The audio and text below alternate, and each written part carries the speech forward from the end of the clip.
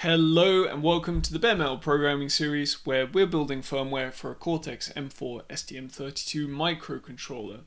This is episode 5 and today kind of marks the first episode in the communications part of this series. And this is basically where we're going to build up from the lowest level a communications protocol that we can use reliably to transfer the firmware from the computer to the device, in a reliable way in which we know that the data integrity has been preserved. Now today what we're going to be looking at is kind of the lowest level of that stack, and that's going to be the UART driver. We're going to write the first iteration of our UART driver today. And kind of by the end of this episode you're going to understand, well, kind of what UART is, and why it's kind of an imperfect transfer protocol.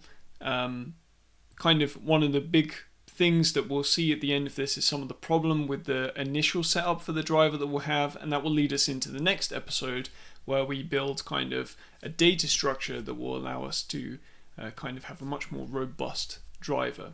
Okay, but we've got to start somewhere, so let's actually look at the goals of today in the plan.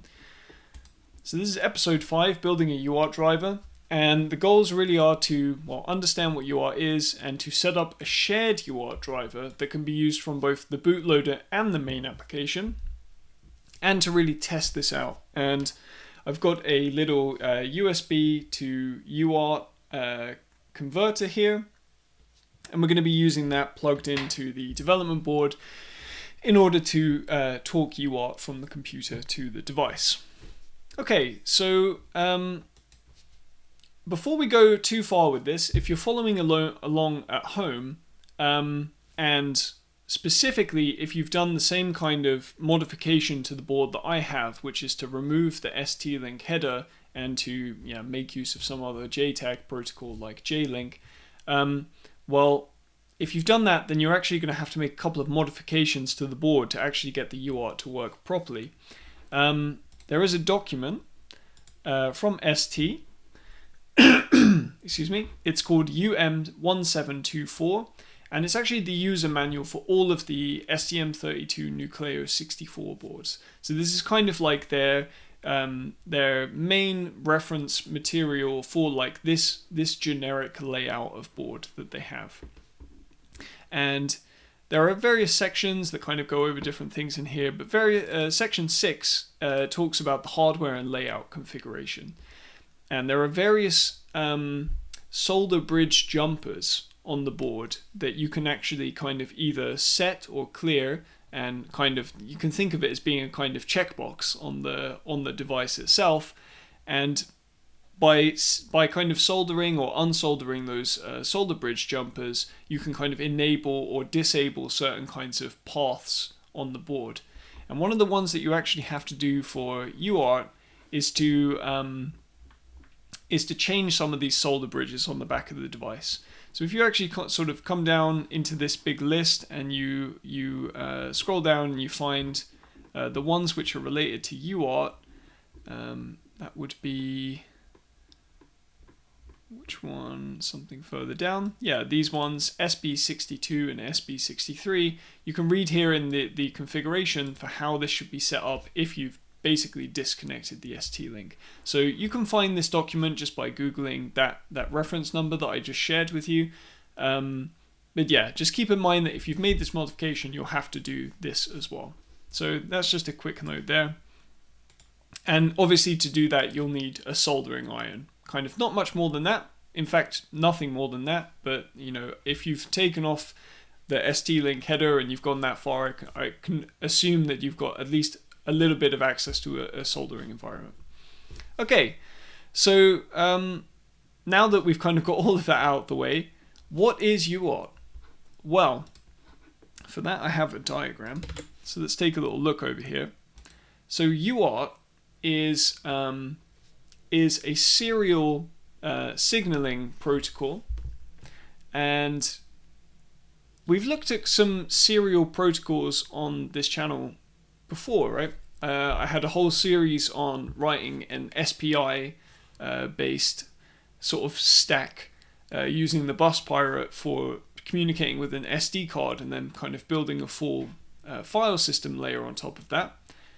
And we also looked at SPI in the context of the Game Boy link cable protocol in the ROM dumping episode that I made not that long ago. And so we're kind of familiar with a few of these protocols at this point. And the main difference with UART is that in UART, there's no clock line. So we have data lines, but we don't have a clock. And that is because the clock is kind of, it's implied in the signal itself. In fact, the clock is kind of an agreement that's made out of band. So between the device that's being communicated to and, well, there are two equal devices on a UART bus. So these two devices, they can talk to each other, but they don't have a shared clock. The shared clock kind of is there, but it's just implied, and we'll see how that works. So what I've got here in this diagram is kind of it's kind of a simplified looking UART signal, and by default the line, so this is a data line, and in UART there are two data lines. There is a transmit line and a receive line, both from the perspective of whichever device they're connected to. And both of those lines are separate, right? They can both transfer data.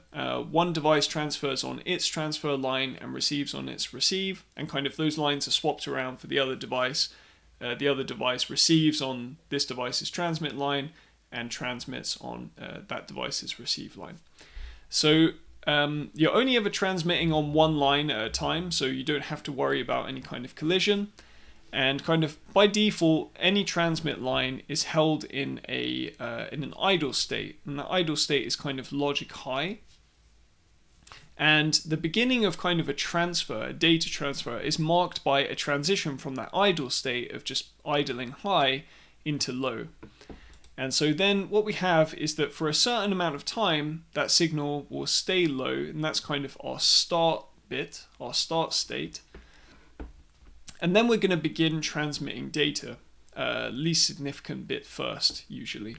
So in this case, we transfer a 0, and then you see that the bit transfers up. So we're sending a 1 and another 1, so on. And then eventually, when we've sent 8 bits, and that can vary, so you don't have to send 8 bits, but it's by far the most common way of using UART. When we get to the end, we do a final transition to the high state, and we stay there for a full bit period, and then we're back in idle, and the data line stays high again.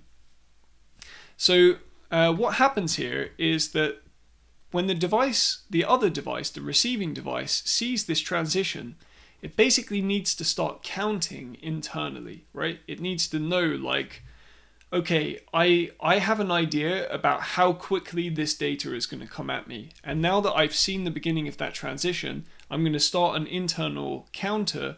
And every time that counter gets to a certain point, I'm going to sample the data. And so usually what you do is you wait a whole bit period, and then every half bit period, you sample the data. So in this case, it would begin counting here. It would count for this whole bit period, so the start is also the same length as any of the data bits. And then it would start counting in half periods. So here's a half period, okay, sample the data. Another half period, that gets me to the beginning of the next one. Another half period, then I can sample the data, and so on. So this is kind of how data is transferred. And our start bits and our stop bits, they're kind of part of this full little package of data that we're sending. So in this case, for every 8 data bits we're sending, there are actually sort of 2 extra bits being sent, and we have 10 bit periods per transfer. You can actually have more than that, or less than that, depending on your UART configuration. Because you can have multiple stop bits. You can choose to have 1, 2, or I think even 0 stop bits.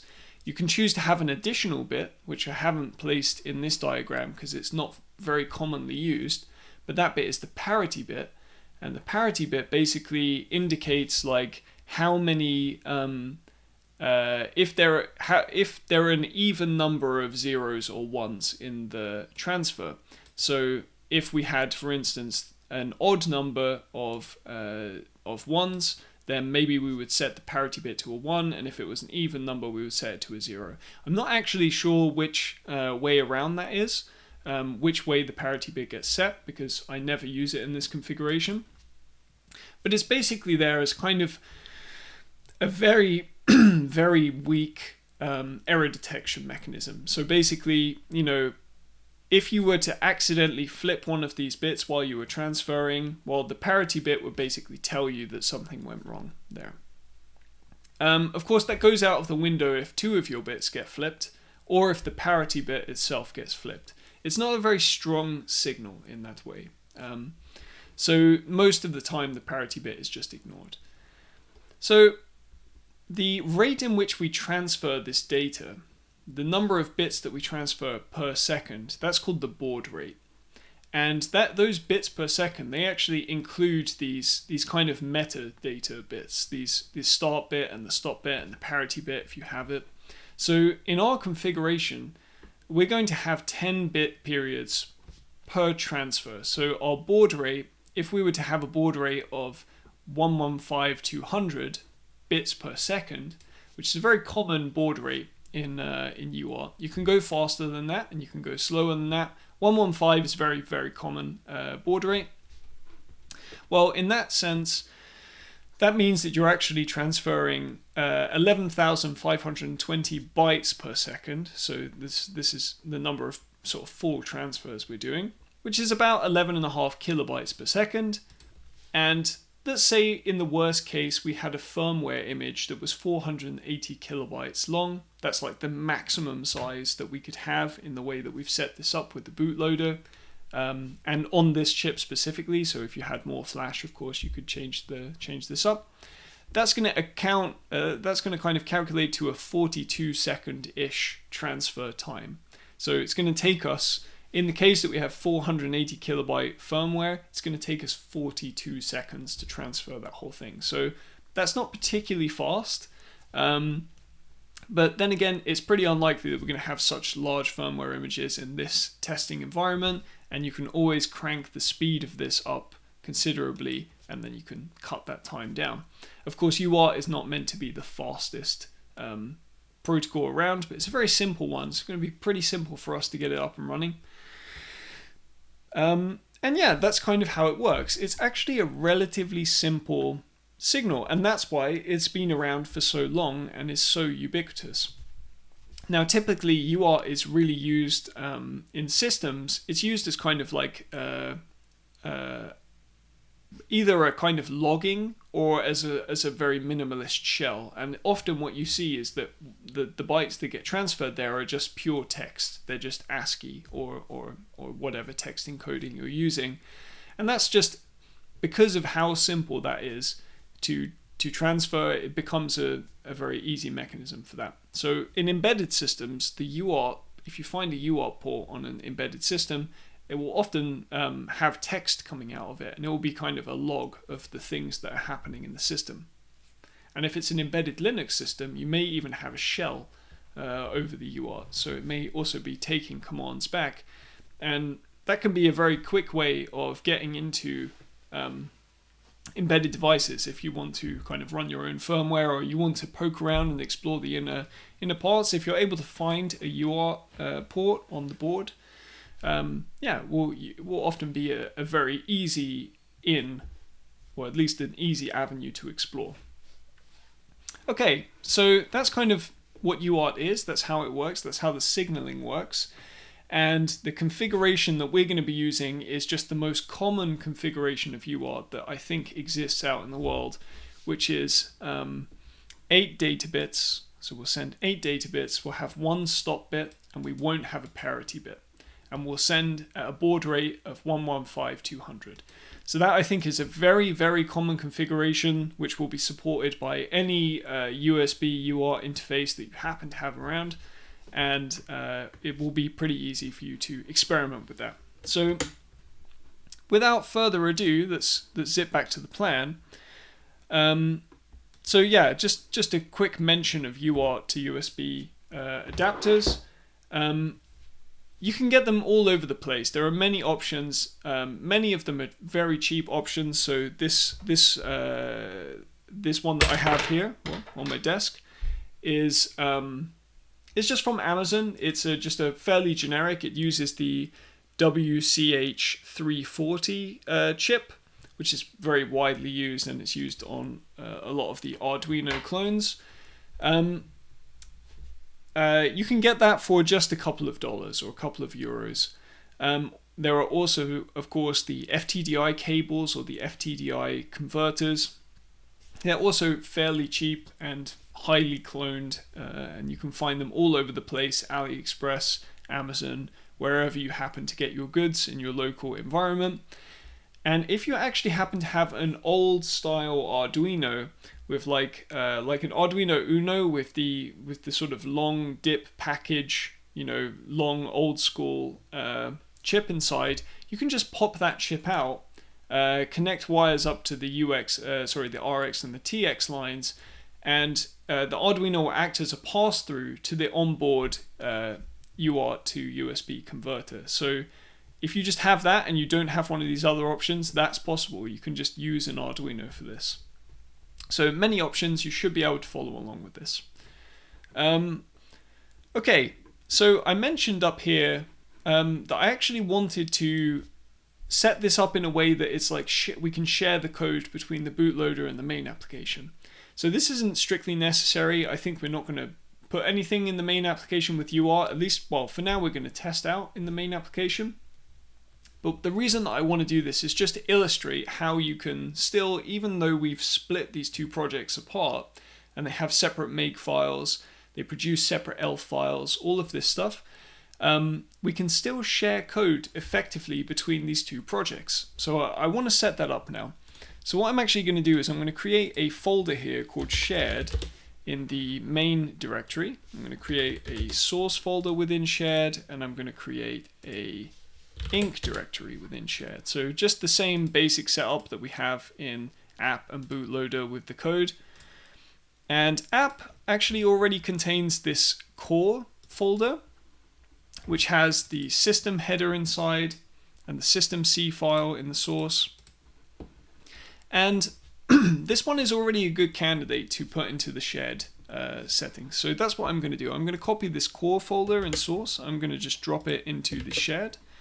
And I'm going to copy the core folder in the include and drop it in there too. And these two timer files, I'm going to remove them. So I'm going to get rid of those because the timer part is just with PWM, and actually I don't really think it's something that needs to be shared between the main app and the bootloader. So I'll also take this timer and just drop it into the main inc file, and the same with the C file there. I'll just put it in the source directory, and then we can delete core from the main application. And so now what we've got is that the shared file contains the system.c and the system.h that we had, and we need to fix those references in the make file so that they now point to the right places. So we crack open the main make file here, the main application make file, and one of the first little configurations we have up here is the source directory, the include directory, and libopencm3. So what I'm going to do is I'm going to make a couple more variables down here. So this one is going to be the shared source directory, and this one's going to be the shared inc directory. So in both of these cases, like that for now. So this is going to be going back one directory into shared and then source, and then this one's going to be going back one directory into shared and then inc. Okay, and let's just line these ones up with that. Okay, so now we need to scroll down and we've got our includes. So basically this section here are flags that are passed to the compiler that basically declare the location of our own include files, right? So you can see that we point the compiler at our own include directory. So that's just saying, hey, we've got some header files in here. This is where you can look for them. If I have an include statement that says common defines, it's going to use these to go and find where to find that file. Hope that makes some sense. Of course, we've also got the libopencm3, so if we specify a libopencm3 header, well, it's also going to look in this include path for us. Okay, so what we're going to do is we're just going to add this other one for the shared include. So now all of a sudden, if we include something that happens to be in that shared system, well, now it has a place to go and search for it. Okay, finally, down here in the object source files, previously we were pointing, we were saying, hey, we've got a core system, we've got a system object file here that's going to be in our source directory core system. Well, now we're going to say that that's actually in the shared source directory core system. So all we've done here is to move the, basically say that this is going to be generated in a different place. And we do also need to fix the timer because that's no longer in our source core. We've just moved that into source. Okay, and I think we're going to need to fix a couple of references here in the C file to say that it's not core anymore, it's just timer.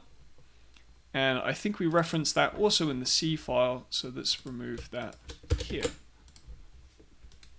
Okay, and you'll see that core system still works, and if we open that file up, it actually brings us to the right file here now in shared system.h.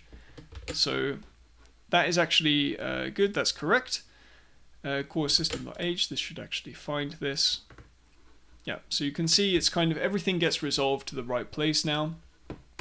Let's try to build this just to make sure it still works. So I'm going to do a make clean and a make.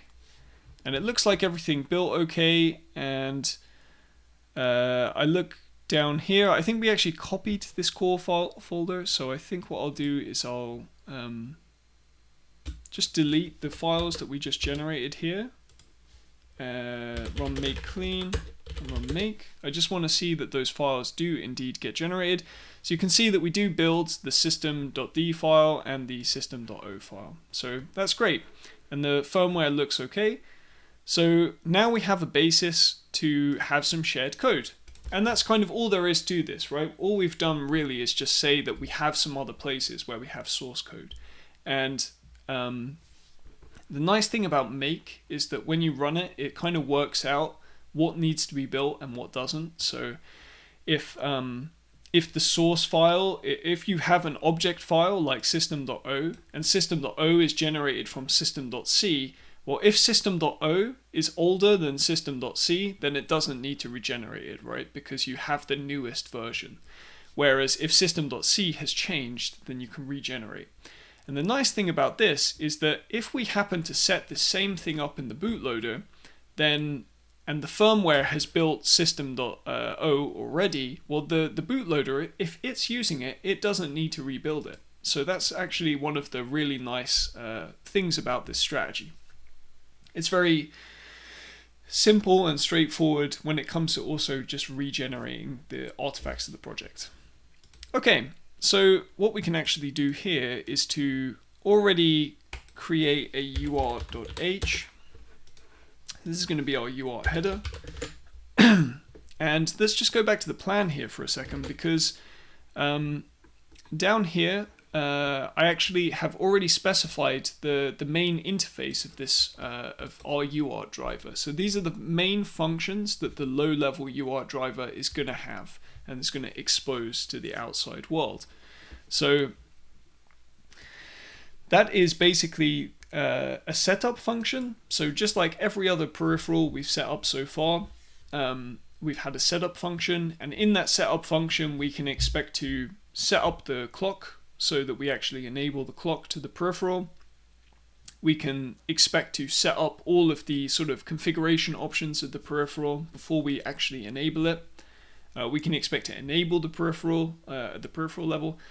And we can expect to set up any interrupts that we might have. And for the UART, we are going to be having some interrupts. Specifically, when we receive a byte over UART, we don't know when that happens. That could happen at any moment. And when it happens, what we want is to receive an interrupt, and then we can actually handle that incoming byte. We can do something with it. That's how we can actually get the data and sort of get it flowing into the rest of our code. Okay, so that's what we're going to do in setup, and then we're going to have a main, a main generic UART write function. That's going to take in a buffer of data, so a pointer to some data or bytes, and a length of uint32 type. So like we can be sending many bytes out at a time. We've got some large buffer, we send all of these bytes out. And what this function will do is just each byte here, it will send it out over the UART. It will queue it up into the peripheral and send them out. So we'll be emitting this signal out of the UART transmit. We'll also have a little convenience function here for just writing a single byte, because that's something you do quite often, and you don't then have to set up a pointer to some data that you have and send it with a length every time. You can just send a single byte, right? Similarly, for the read, we'll also provide a pointer to some sort of data buffer, but this time we can expect that the read function will put data into that pointer for us, right? So we use the pointer to write data, and we provide a length, and that length this time is how many bytes we would like to read. Like, so we can say, hey, I'd like to read 10 bytes, please place them in this buffer. And the UART will try to do that for you. Now, it actually returns a uint32, and the number that this will indicate is like how many bytes it actually read. So it may be that there aren't 10 bytes available. Maybe there's only 5. We only have 5 bytes available that we've received since you last tried to read some data. And therefore, the caller will have to check like, wait, I tried to read something. Did I get the number of bytes I expected to? Or do I need to try again a bit later? So that's how the read will work. We'll have another function here, which is just reading a byte. So it's another convenience, and we'll just have that return a uint8. And you could actually set this up, right? Because it may be the case that there isn't a byte available. You try to read something, there are 0 bytes available. I'm choosing to always have a byte returned at this point.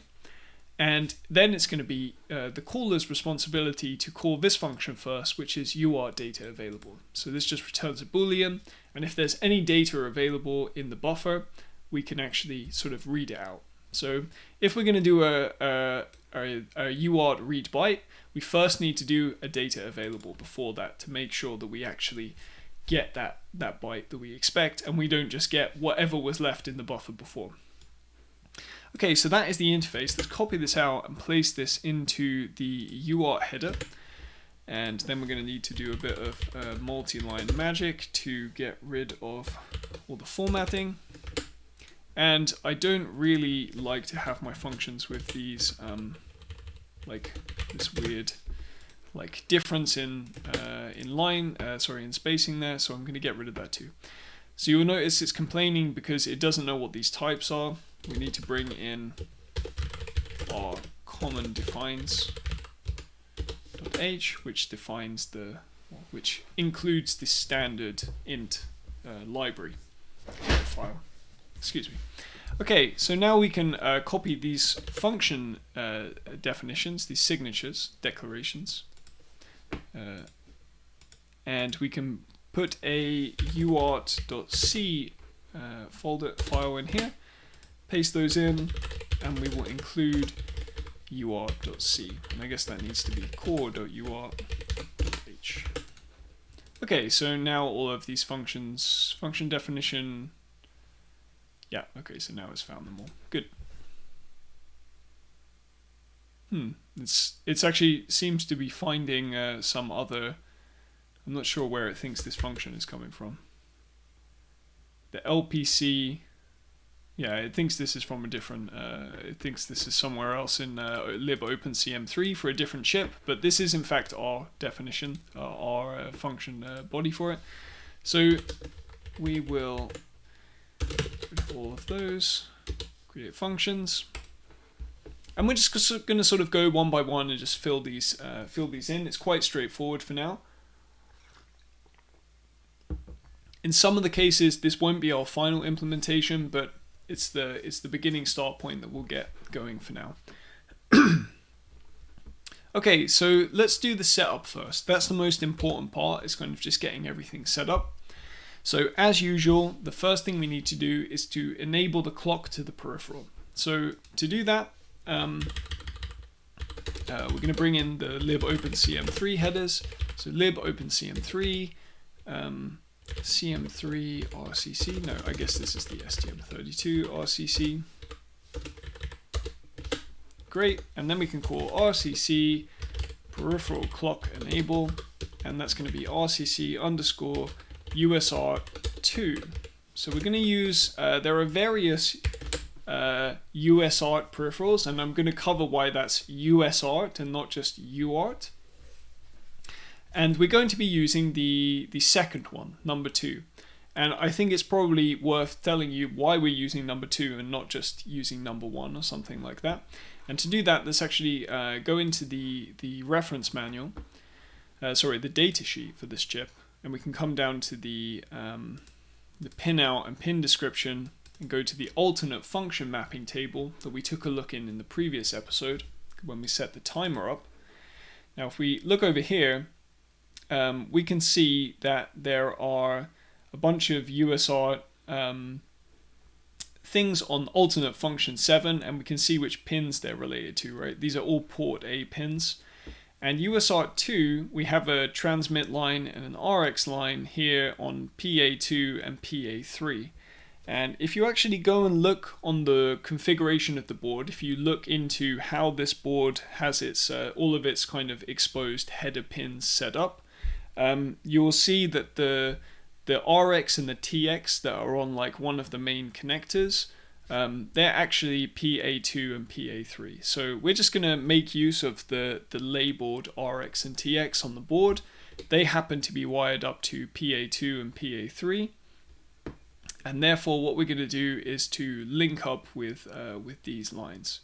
So we're going to have to set this up as an alternate function, but we'll get to that in a minute when we set up the GPIO, right? Because we're now setting up the peripheral. We also have to set up the individual pins that we want to say this peripheral relates to. So we'll get to that in a moment. So we're going to enable the clock to the peripheral. And next we're just going to do a bunch of setup on the actual kind of main kind of configuration of this peripheral.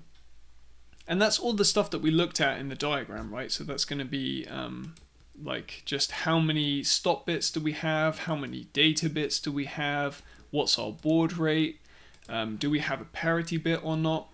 All of that kind of stuff we're going to set up now in the C file.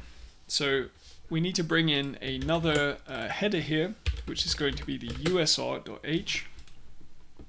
And yeah, I said that I would qualify why this is USART and not UART.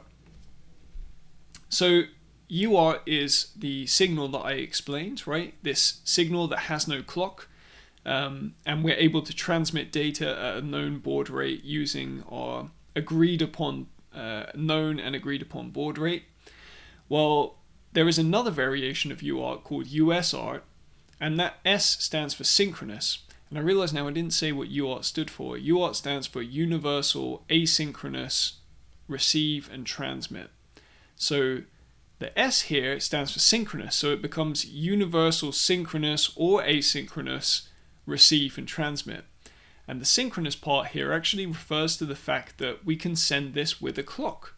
So this is quite a funny thing now. Like the whole point of UART is kind of that you're not synchronous to an external clock. But hey, now we can add a clock in, and all of a sudden the idea of baud rate and all of that goes kind of out of the window, and UART sort of becomes much more like SPI. So we're not going to be using it in this configuration. It's much more common to be using UART in the standard non-clocked configuration. But it is an option, right? So if you're talking from one chip to another chip, it may be preferable to use USART instead. I've never used it myself, but it is an option. So keep that in mind if you're looking at branching out and doing something different. Okay, so now we have access to all of these USART functions, and these are all described by described signatures in this header file. So you can go and explore that and see what is available. But the first things that we're actually going to do is to set up something called the flow control. So UART is also part of kind of like this larger, older protocol called RS-232. And it's something that was used in a lot of older computers. It has many extra signals involved. And those signals kind of dictate how the lines should be received or transmitted or who's available, all of that kind of stuff, like how the serial line is defined. It was also used in modem communication and all of this kind of stuff. So we're not going to be using any of those extra signals. There are a bunch of additional signals, and usually on these boards as well, there are additional signals exposed for these. But we're not going to be using any of that. We're just going to be using the no flow control option. So if we pass in the USART that we're using here, and we sort of use the standard method of just typing in the thing that you're trying to find out how you should configure it, you can see that there is a CTS mode, an RTS mode, an RTS CTS, or a none. And we're just going to be using the none here, right? No hardware, excuse me, no hardware flow control. Okay, so next after that, we're going to be setting the number of data bits that we actually have. So let's set data bits. And again, everything is for USART2. And the number of data bits we have is 8, right? We're just going to send bytes at a time. After that, we can configure the baud rate. So we can set the baud rate, and we're just going to use the baud rate of 115/200. And if we want to speed this up in the future, if it really becomes a problem that we need faster speeds, we can change this a little bit later. So maybe I'll even break this out into a define for now, and we'll set this up 115/200, and we can just use that here instead. And you can modify that if that's something that you want to do differently. Okay, so after that, we are going to set the parity, like set how many parity bits we have. USART2, and we're going to have 0 parity bits. We're not going to use parity. Now we can set the number of stop bits that we have, and that's going to be 1 stop bit. So just like the diagram, we're going to have a single start bit, single stop bit, no parity bits, and 8 data bits. Okay, so UART.c. I think that is the main setup that we have to do for kind of the configuration. Then we can set up the fact that the thing is running in a certain mode. So, and this is a libopencm3 kind of abstraction on top of just the raw registers, which you can of course see if you go into the reference manual and you find the UART, the USART section. You should read through this section because it's quite interesting. It's very approachable. And there is a register set of definitions down here, and you can see what all the different registers do. And of course, by calling all of these different functions, we're just writing to these registers underneath the hood, right? So there's nothing too crazy going on here. And if we go back to the code, basically what we're going to be doing when we set up the mode is we can use the trick here, right? Set up USART mode _, and we can see that we can be in a receive mode, a transmit mode, or a transmit receive mode. So we can just be doing both of those at the same time. And that's what we want to do. We want to both receive and transmit. And remember, we have 2 data lines, so we're transmitting on one and receiving on the other. So of course, if you're only transmitting and you're not expecting to receive anything, you can just turn off the receiver and that saves you some power, right? Because you don't need to deal with the whole second half of the circuitry. But yeah, we're going to be doing both. So let's leave those on. Now, next what we can do is to set up the interrupts that we're going to be dealing with here. So UART enable, and we're going to be enabling the receive interrupt. So there are various interrupts that we can enable here, right? We can enable an error interrupt, an idle interrupt, a receive DMA interrupt, a receive interrupt in general, a transmit complete interrupt, a transmit DMA, and a transmit interrupt, so a kind of general interrupt.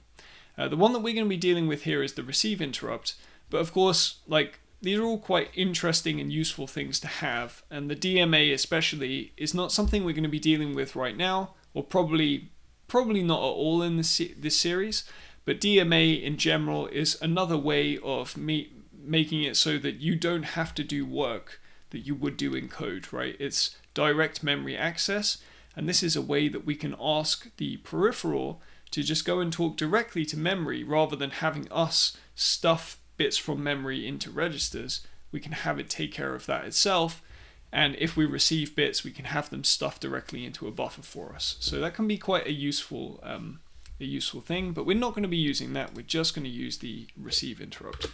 So this is going to be for UART 2. Okay, so we've enabled the interrupt, or the RX interrupt, but in order for us to actually receive any interrupt related to this peripheral, we actually need to, just like we do here in the RCC, right? We enable the clock to the peripheral. We also need to enable the ability for interrupts to be wired to this peripheral. And to do that, we use something called the MVIC, the Nested Interrupt Vector Controller. And I think that one is part of CM3. So this is, so with the MVIC, we can call a function MVIC enable IRQ. And the IRQ that we're going to be enabling is MVIC underscore UART 2 IRQ. So what we've done here is we're saying that, hey, we are both wanting to get a specific interrupt related to this peripheral, and we want this peripheral to receive interrupts in general. So allow this to be kind of connected to the interrupt system. Finally, the last thing that we'll do here is to simply enable the entire peripheral from the perspective of like kind of the switch on the peripheral itself. So not really enabling the clock, which is actually sort of the thing which will drive the whole peripheral, but really like it's running and we enable it, or we can disable it at some point. Okay, so this is kind of all the setup that we need to do, and you can see that just all of this stuff is just related to the configuration. This part is really just related to getting the interrupts up and running and really setting the device up in its standard mode. I guess the set mode part could be kind of the first thing we do up here, and that's kind of part of the general configuration. This is related to interrupts, and this is related to just finally starting everything. And the reason I don't put this enable kind of up here in the beginning is because I definitely don't want to receive any interrupts before we have configured the peripheral correctly. If we enable interrupts at this point and we're still setting our registers and we happen to receive an interrupt, weird things could happen if we try to interpret that situation. So okay, this is it. One of the functions that we don't have in this file yet that we will need to account for is the interrupt handler itself. So we'll look at that in a minute. And actually, I think we'll need to look at that pretty soon, because in order for us to actually, write data, or rather, if we're going to read data, then we're going to kind of need to have some mechanism that data is coming in and we're doing something with it. The write functions are pretty simple. We actually are just going to call UART send blocking, and I'm just going to use the blocking send for this. And we'll do this in the byte first because it's the simpler version. So we're going to do a blocking send, and we're going to be sending from UART 2, and the data we're going to send, you can see that it's actually it's asking for a uint 16. So that's probably because we can actually specify different numbers of data bits, right? We don't have to have 8 data bits. We could have more or less. So all we're going to do in this case is to cast our uint 8 data to a uint 16, just to make everything line up correctly. I don't think that's strictly necessary. That conversion would happen automatically, but it's always kind of better to be explicit about the way that data transforms. If it's in one type and we expect it to go to another, I think it's pretty good to be explicit about those transitions when you can, because it acts as a kind of documentation for other people as well. Okay, so that's how we send a byte. And by the way, you may see that we're blocking at this point. So you can also do this in a non-blocking way, right? We can send a transfer out of the UART and not wait for it to complete, right? We can just immediately start executing more code. And the reason now that we're going to block until we've transmitted is just because it's easier. If you don't do that, then what you actually have to do is enable the transmit interrupt, like the transmit complete interrupt, and make sure that you also don't send data until you've received that complete interrupt. So this can be useful if you're sending 1 byte at a time and you need to go and do other stuff. But if we're specifically expecting to send 1 byte or to send a whole bunch of bytes one after the other, then the most straightforward way of doing it is just to use a blocking send. So that's just the way I'm going to do it here. Of course, if you have a different use case, then you can set it up with the interrupts as well. Okay, so the UART write, the general write, is just going to look very, very similar. We're just going to do a for loop here with a uint 32 counter set to 0, and while I is less than the length of what we're sending, uint 32, while I is less than length, we'll keep adding to I, and we can just call our own internal function here. So UART write byte, and we're just going to write whatever we have at data at I. That's it. That will take care of that for us, and I fully expect the compiler to probably just inline this function inside here. So yeah, that's kind of probably what will happen. I don't think we'll get 2 layers of function calls for that. All right, the UART read and the UART read byte and the byte data available. For that, I think we should actually go and implement the interrupt handler for this. So, like, what function do we need to implement here for the interrupt handler? We already, in system C, we implemented the systic handler. So this is something that's defined elsewhere, right? There's a definition for this systic handler, and we are simply implementing it. And I believe that is in vector.c, this file. So you can see that these are a bunch of the IRQ handlers, and if we go to this definition, yeah, so this is the big list of IRQ handlers that are defined that we're going to have within the system. And we can scroll down, and eventually this is probably for the wrong architecture. That happens often in the, yeah, so F4, no, this should be the correct one. So there should be a UART here. Okay, I've missed it. Oh yeah, here it is. So there is a definition here for the USR ISR. This is the function that we need to implement. So a void function that takes no arguments, and we're just going to drop that in here. And now we're going to be implementing that IRQ. So when we receive an interrupt here, this is because we've received a byte, right? That's what we've set up. We've enabled the receive interrupt here. And there are actually a couple of possibilities that can happen here. There are 2 things. We can either have just received a byte normally, or we can have received a byte and an overrun could have occurred within the peripheral, right? And that's where basically more data came into the peripheral than it had time to deal with, right? if we don't get data out of the peripheral fast enough, then it can kind of have its own kind of buffer overflow situation. So in order for us to tell which of these events occurred, we need to read the flags from the UART peripheral. And reading those flags just equates to reading from some registers.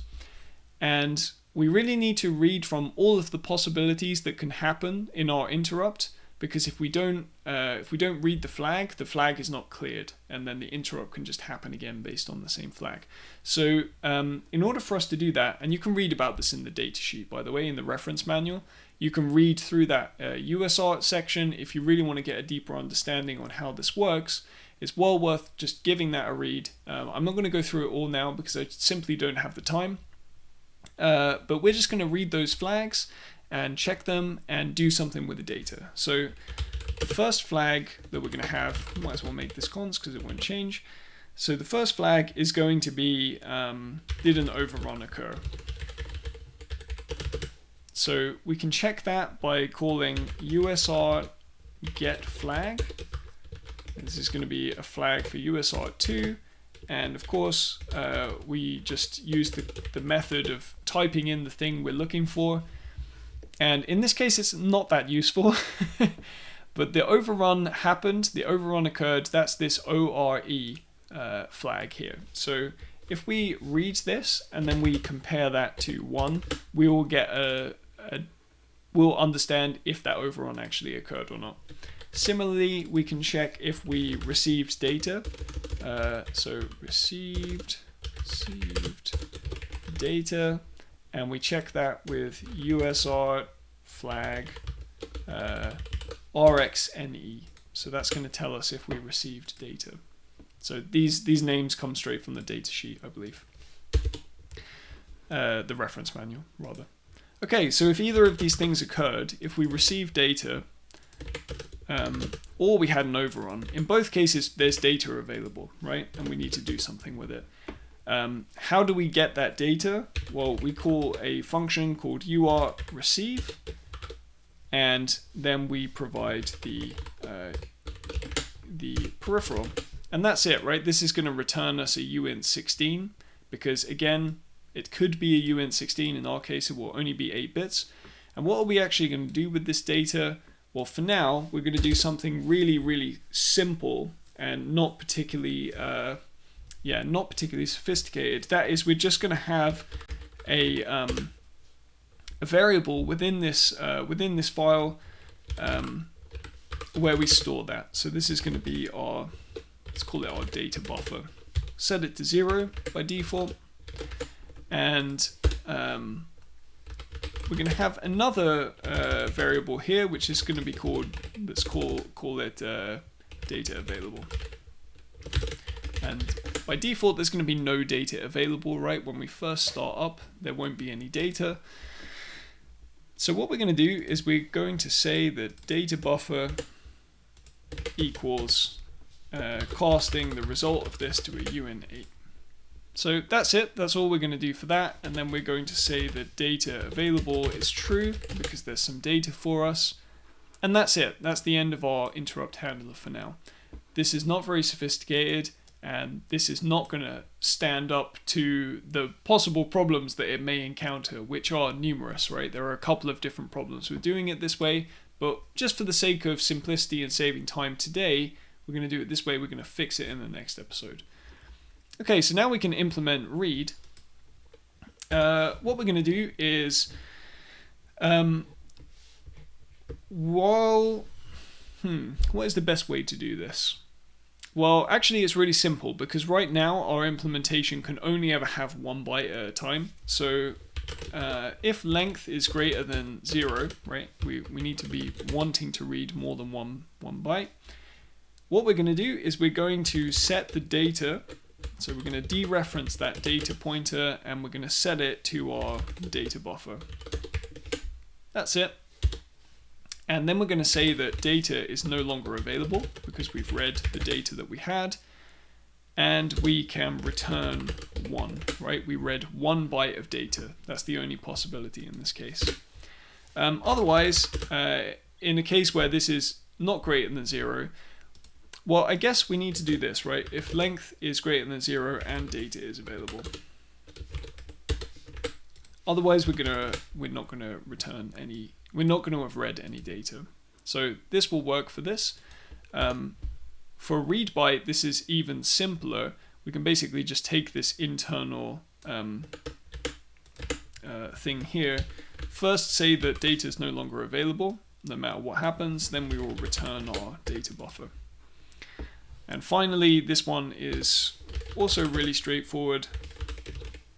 This is just going to say, do we have any data available? Well, that's what we have in the variable. Okay, that's actually it for this implementation for now. So what we're going to do is zip to the main firmware file, and we are going to set up the GPIOs which are related to this peripheral. Then we're going to plug in the device and see if we can actually do some UART communication. All right, so the UART port, let's put some defines up here. We looked in this reference manual, or sorry, rather the data sheet here, and we saw that the pins that we're going to be talking to are going to be PA2 and PA3, right, for our TX and our RX lines. So that's port A. This whole thing is for port A, and therefore the port that we use for UART is going to be port A. Oh, sorry, GPIO A. And that is, of course, the same port as our LED. So our RX pin, actually I need to go back and check this because I didn't make a good enough mental note. The RX pin is on PA3 and the TX pin is on PA2. So GPIO 3 for the RX pin and GPIO 2 for the TX pin. All right. Now we're going to set this up in GPIO setup. And how are we going to do this? Well, it's actually going to be quite similar to the way we set up the LED. So I'm just going to copy this as our basis. So we're going to have our UART port. And we're going to be using the alternate mode, the alternate function mode, right? Because we just looked in this table, we need to use alternate function. Pull up, pull down, none. That's also fine for this. And the pins that we're concerned with, well, the nice thing about this is we can configure both these pins in one line. So we're going to do the TX pin ORed with the RX pin. That's quite nice. And if we obviously hover over these, we can see that this is just bit 3 being set, and this is just bit 2 being set. So if we OR those together, we get a single number where both those bits are set. Okay, we also need to set the alternate function. So this is also for the UART port, and in this case we need to use alternate function 7 because that's this row that we're looking at. So that's going to be alternate function 7. So instead of alternate function 1, we use alternate function 7, and again we're just going to configure both these pins at the same time. So that's looking good for here. Let's actually now scroll down to our while loop. So this is our main firmware. We're going to want to bring in our UART core UART header so that we have access to those functions. We're going to want to set up UART, do the UART setup here, and then we can actually look at our do useful work section, right? So right here we're dealing with our PWM and changing our duty cycle and making the LED go through this nice smooth transition of brightness. Well, at exactly the same time in this main loop, we can also be dealing with our UART. So what we can say is we can look at if we've received any bytes on the UART and then send something back in response. So let's try that. If UART data available, then we're going to see what data we have. So the UN8 data is UART.read, and let's read a byte so that we don't have to read into a particular buffer. And then what we're going to do is to send something back, and what we're going to send back is just the data that we got plus 1. So, and remember, like typically when we talk through a UART interface like is often in text. So all we're going to do in this case is we're going to imagine that this is a character that we've received, like an ASCII character. We're going to simply add 1 to it and send it back. So if we receive A, we're going to add 1, we're going to get B, and I'm going to send it back. And we should see that on the other side. That will confirm to us that our implementation is working correctly. So let's do UART write byte. I've chosen to use read and write rather than send and receive like the peripheral uses because, well, I guess it's arbitrary. I thought it made more sense in a sort of generic kind of interface way, but read, write, send, receive, you can choose how you set this up in your own implementation. This will just be data +1. Okay. And of course, if this ends up overflowing, like if we send FF here and we add 1, well, because it's a uint8, it will actually roll over and we'll get 0. So that's fine. And of course, after this, we can still do more useful work, right? We can still technically do that. We are blocking here at the moment, but that's a trade-off that we're going to make for now. All right, so let's actually compile this. Let's run make. And of course we get a linking error, and the reason we get a linking error is because we haven't informed the linker that we want to use this, we want to compile and use the UART. So we're going to add to our objects here, and this will just be uart.o. Okay, try again, make. All right, apparently we've got an extra angle bracket there. Let's get rid of that. Clear. And run make. Okay, we got a clean build, no warnings, no errors.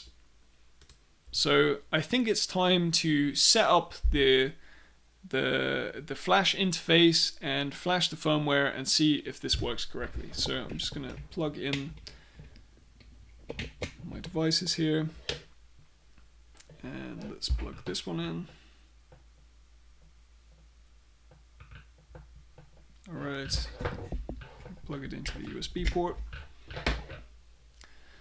Okay, so I'm going to run the debugger. So here we are. I'm just going to let the firmware run, and then we can switch over to a terminal here. And in this terminal, I'm going to run a program called screen. And screen is just, it's something I think is installed by default on Linux and maybe even on Mac as well. And it's just a program that we can use to interact with serial terminals. So the serial terminal, when I plug in this USB device, it ends up being mapped into dev TTY USB 0. That may be different on your computer depending on which kind of UART USB adapter you have, but it will generally be something like this. It may also be ACM 0. You can look around and find it. So this is the baud rate that we're specifying, and this this configuration over here is kind of specifying the standard options. So we have 8 data bits, no parity bit, and a single stop bit. That's what 8N1 is, and this together, 115.200 8M1 is probably the most common UART configuration you'll find out there. So let's run this. So we've connected to the serial port. Now the computer has found the USB device, and now if I send the letter A, we get the letter B back. So this is actually working correctly. This is great. If I send if I send G, I get H back. If I send I get J, and we can just do that with all the different things, and we can see it's keeping up with my typing, which makes sense if you think about it, because however fast I type these characters, we're still sending 11.5 kilobytes of data per second. So it's very, very unlikely that I will be able to type faster and send more data than we can actually deal with, either in the firmware or in the UART peripheral itself. Okay, so this is actually working perfectly. This is great. I'm really happy that this went first time. So let's go back to the code quickly, and I just want to talk about the reason that this isn't all completely rosy and brilliant right now. So if we go back to the uart.c, well, of course, this current implementation, we have a single byte as our buffer. And what this means is that if we receive data here and we haven't had time to read that data from this buffer, then we're going to overwrite it, and that data is going to be lost. So that's a bit of a problem, right? If we're able to send data faster than our firmware has time to deal with it, and if you just contextualize this in the context of like the main loop, we're doing a little bit of work here, we're doing some work here, we're maybe going to do a whole bunch of other things after this, right? Our whole firmware is going to really be a series of different pieces of logic running, some state machines over here, we're going to be doing all logic. Like maybe in some places we need to block, like every time we write, we're blocking the CPU. And if you think about this time adding up, and eventually, like before we've had a chance to get back around and run this piece of code again, we've already entered this interrupt, we're going to lose the data. So that's already one problem. That's a solvable problem, right? That just means we need more buffer space. Fine, that's a solvable problem. There is another problem. That problem is we're using this data available variable. So notice, right, that whenever data comes in and we're in the interrupt, like we set data available to true. And in the main code, kind of whenever we're receiving, trying to read bytes, then we end up setting data available to false, right? In this case, I already see that this is a bug because, well, it would be a bug if we had more data, but in both cases, we set data available to false.